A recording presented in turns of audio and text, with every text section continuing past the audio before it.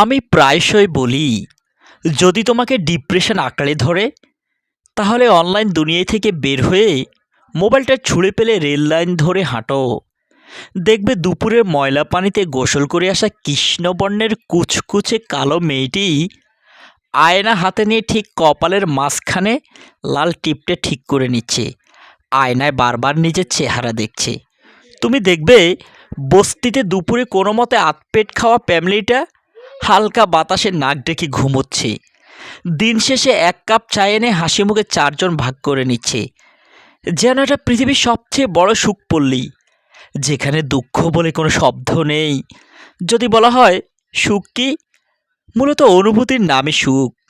কেউ একজন দালানে বাস করেও সুখী না, আবার কেউ রাস্তার পাশে কোনো মতে দুমুঠো খেয়েও হাসছে। মানুষ নিজের জীবনকে যেভাবে বিশ্লেষণ করে, অনুভব করে, সেভাবেই সুখী হয়। আল্লামা শেখ সাদী তার বিখ্যাত গুলিস্তা গ্রন্থে বলেন, আমি কখনো কালের কঠোরতা ও আকাশের নির্মমতার ব্যাপারে অভিযোগ করিনি, তবে একদিন একেবারে ভেঙে পড়েছিলাম। কারণ তখন আমার জুতা ছিল না, এমনকি জুতা কেনার সামর্থ্য ছিল না। দুঃখ ভারাক্রান্ত মন নিয়ে মসজিদের কুফায় উঠলাম। দেখলাম মসজিদে একটি লোক শুয়ে আছে, তবে একটাও পা নেই। তখন স্রষ্টাকে ধন্যবাদ জানালাম, অন্তত আমার দুটো পা হলেও আছে।